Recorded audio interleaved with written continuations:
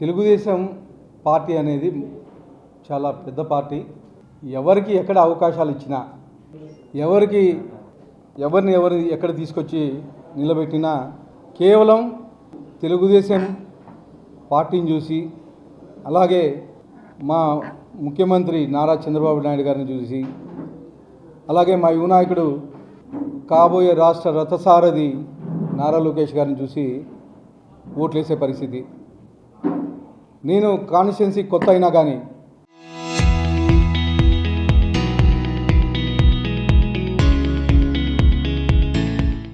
తెలుగుదేశం కార్యకర్తలు, తెలుగుదేశం నాయకులు ప్రతి ఒక్కరూ కష్టపడి నన్ను దాదాపు 23,000 ఓట్ల మెజార్టీతో ఇక్కడ గెలిపించడం జరిగింది. దీంట్లో కేవలం నేను నిమిత్త మాత్రుని. మాకి పార్టీనే సుప్రీం. కేవలం మా ముఖ్యమంత్రి నారా చంద్రబాబు నాయుడు గారిని, మా లోకేష్ అన్నని ఎన్డీఏ కూటమి చూసే ఓట్లు వేసి నన్ను గెలిపించిన ఘనత మా అనంతపురం అర్బన్ నియోజకవర్గ ప్రజలది. విభేదాలు ఎందుకు వచ్చినాయి అంటే మీ నోరే మీకు ఆయన విభేదాలు తీసుకొచ్చినాయని చెప్పేసి అంటే ఏంటి? మాది ఎక్కడ ఎవరికి ఏం విభేదాలు లేవు. మా తెలుగుదేశం పార్టీ చాలా పెద్ద పార్టీ. ఏమైనా చిన్న చిన్న సమస్యలు ఉంటే పరిష్కరించుకుంటాం తప్పితే ఎవరికి ఎక్కడ విభేదాలు లేవు. పార్టీ ఎవరైనా పార్టీ లైన్లో నడవలసిందే. Party is the supreme. Party మా తెలుగుదేశం పార్టీ ఏం చెప్పితే అది మేము పనిచేసుకుంటూ పోయేవాళ్ళం. ఎవరెవరో ఏం మాట్లాడినా దాన్ని పట్టించుకునే పరిస్థితిలో లేం. అన్నీ అధిష్టానం చూసుకుంటుంది. అధిష్టానమే మాకి శిరోధార్యం. 2029 ఎన్నికల్లో అనంతపురం అర్బన్ టికెట్ ఇచ్చినా నాకు వద్దు అంటారంటే మీకు పోటీ లేదనుకోవచ్చా రేపు రాబోయే? ఇంకా 2029 3 ఏళ్ళు ఉంది. అప్పటికి ఏం జరుగుతుందో తెలియదు. కానీ ఈ 5 ఏళ్ళు నాకు అవకాశం ఇచ్చారు కాబట్టి అనంతపురం ప్రజలు, అనంతపురం డెవలప్మెంటే ధ్యేయంగా నేను పనిచేస్తాను.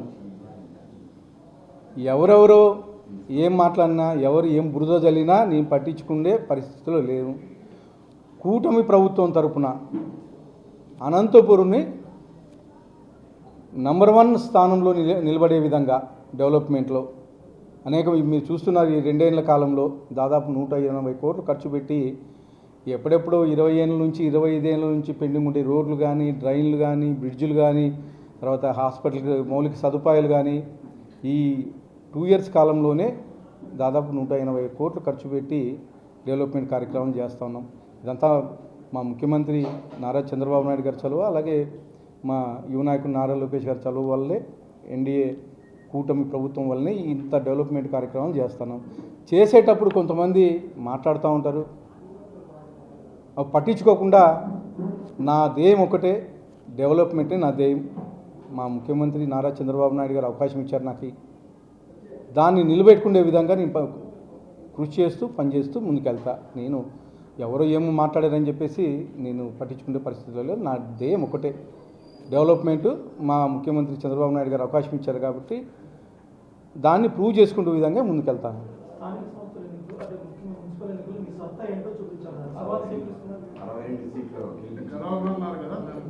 గతంలో నాకు ఎమ్మెల్యేగా అవకాశం వచ్చినప్పుడు, మా ముఖ్యమంత్రి చంద్రబాబు నాయుడు గారు అవకాశం ఇచ్చినప్పుడు ప్రచారం మొదలుపెట్టిన రోజే చెప్పాను. నేను అనంతపూర్ జిల్లా 14 ఎమ్మెల్యే సీట్లు ఉన్నాయి, 2 ఎంపీ సీట్లు ఉన్నాయి. ఉమ్మడి జిల్లాలో 14 సీట్లు గెలుస్తామని చెప్పాను. 2కు 2 ఎంపీ సీట్లు గెలుస్తామని చెప్పాం. అలాగే 14 సీట్లు గెలిచాం. 2 ఎంపీ సీట్లు భారీ మెజార్టీలతో గెలుస్తామని చెప్పాం. అలాగే గెలిచాం. ఈరోజు కానీ గతంలో చెప్పాను నేను 50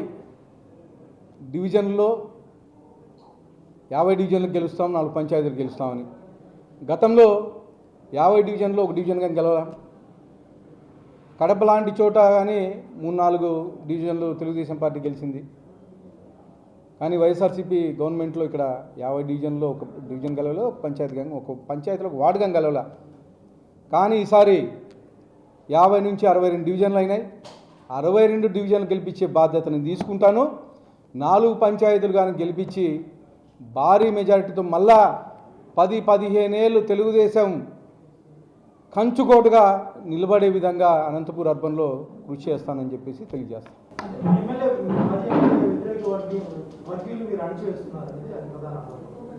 అంతా అధిష్టానం చూసుకుంటుందని నేను ఎవరిని అణచివేసే పరిస్థితి లేదు.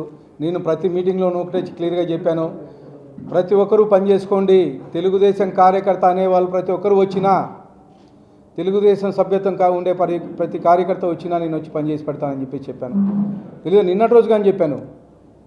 మా ముఖ్యమంత్రి వర్యులు ఒకటే ఆదేశాలు ఇచ్చారు, అర్హులైన ప్రతి ఒక్క పెన్షన్దానికైతే ఏమి, అలాగే రేషన్ కార్డు అయితేమి పార్టీ చూడుకోకుండా పనిచేయమని చెప్పేసి మా ముఖ్యమంత్రి వర్యులు గారు ఆదేశించారు. ఖచ్చితంగా పార్టీతో సంబంధం లేకోకుండా ఎవరైతే అర్హులు ఉన్నారో వాళ్ళకు ప్రతి ఒక్కరికి హౌసింగ్ అయితేమి, రేషన్ అయితేమి, పెన్షన్ అయితేమి, ఏ సంక్షేమ కార్యక్రమం అయినా పార్టీ చూడుకోకుండా పనిచేయండి అని చెప్పేసి మాకు ఆదేశాలు ఉన్నాయి. ఖచ్చితంగా మేము చేసి పెడతాం.